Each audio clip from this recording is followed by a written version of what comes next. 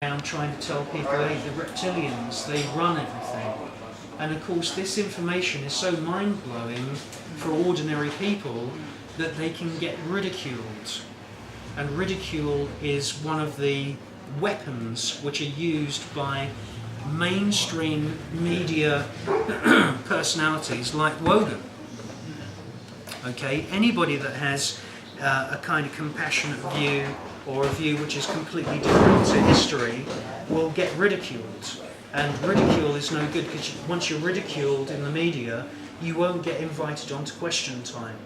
So my advice to everybody is that we need to put together some kind of manifesto which is based on common sense, that is basically going to rid us of the royal political elite. We really don't need those people anymore. Rid us of this incredible burden of taxation.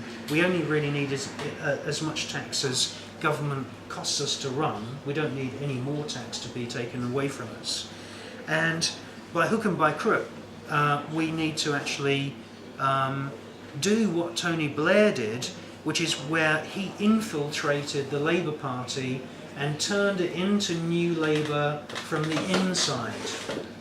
And that is a tactic which the Bavarian Illuminati used.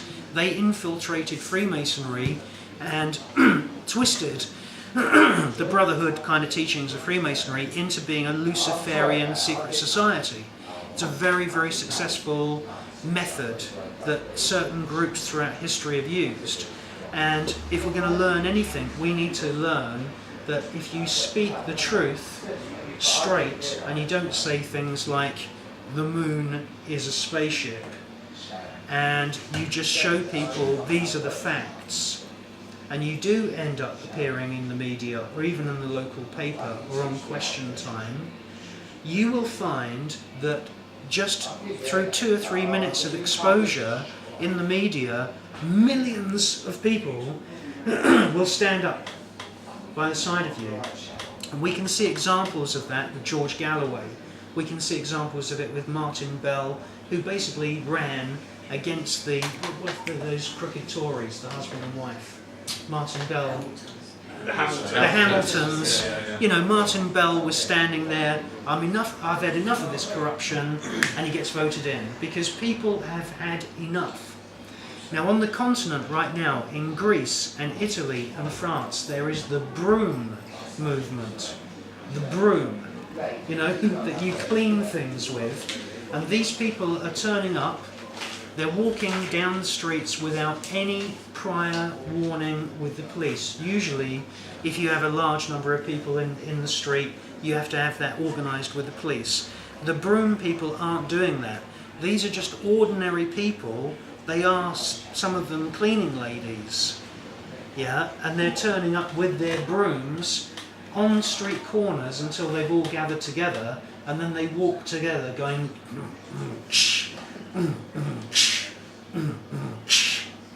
and they did a thing in the Champs-Élysées, and Sarkozy was absolutely terrified, and they brought 2 military choppers in to evacuate the Élysée Palace. Now, the broom movement is just a typical example of the power of all of the billions of people. There's billions of us and only a handful of them. And the broom was used in America 100 years ago as a symbol of cleaning out corruption in the American administration. And if you watch the film Brother, Where You Bound, is it? Brother, Who Are... Oh, brother, what art thou? That's it, with George Clooney. You can see that 100 years ago they used to have a midget with a broom in the political campaigns, because that used to represent somebody that was sick and tired of Freemasonry, sick and tired of corruption, sick and tired of insider dealing, insider trading, and the broom is a brilliant symbol for that. And this is basically what it's got to be like, you know, and it's got to be, you know, a movement with a heart, and it's got to be a movement that doesn't stay inside cyberspace. There's millions and millions of people now who the CIA, using data mining technology on things like Facebook and MySpace, now know who are the people who are politically aware. And there was an interesting clip which I saw the other day of a talk. It was in a room at the United Nations. It was a guy, I can't pronounce his name. His name is Zbigniew Brzezinski.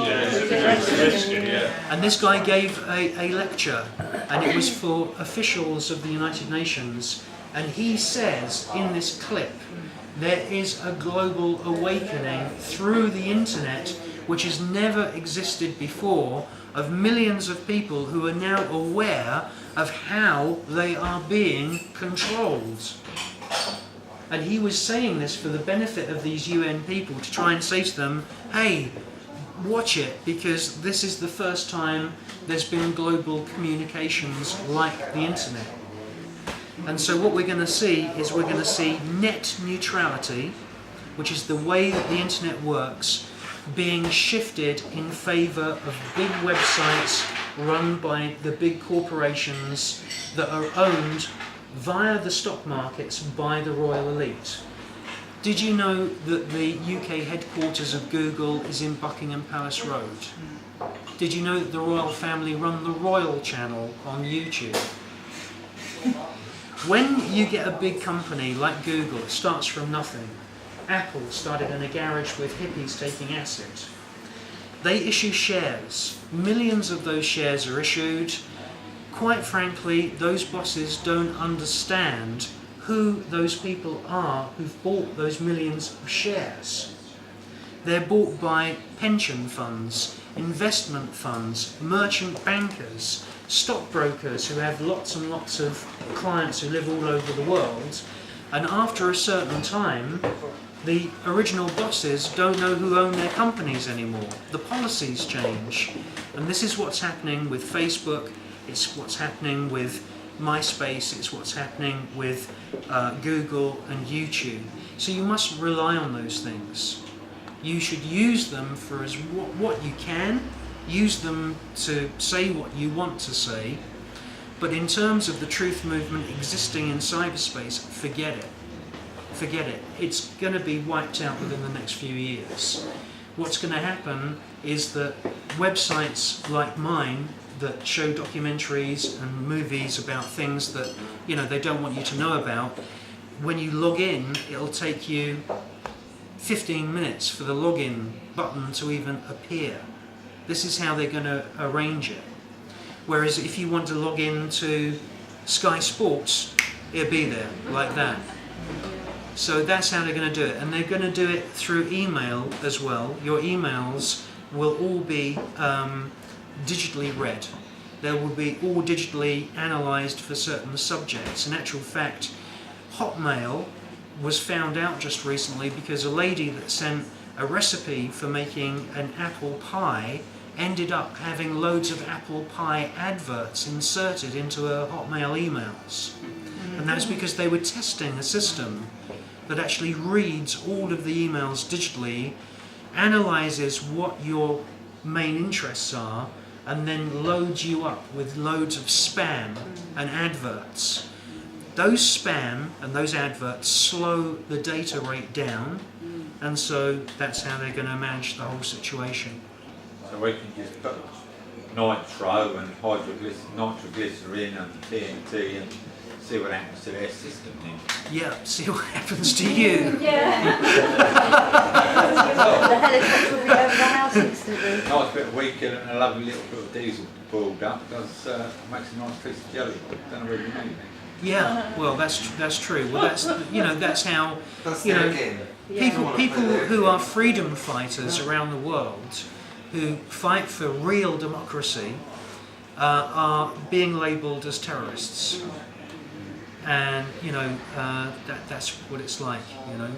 So that's it, really. Basically, is there any questions? Yeah. All right, Chris. Where do you see you obviously put the royal political elite at the top, if you like of the Illuminati or anti-Illuminati. Where do you see the Vatican and the top international banking family, like the Rothschilds? Where do you see them in the scenario? Okay, well, the Vatican and the Rothschilds. The Vatican is the same as the royal family. in actual fact, if you look at the symbol of 33rd degree World International Freemasonry, it's an eagle with two heads looking in different directions.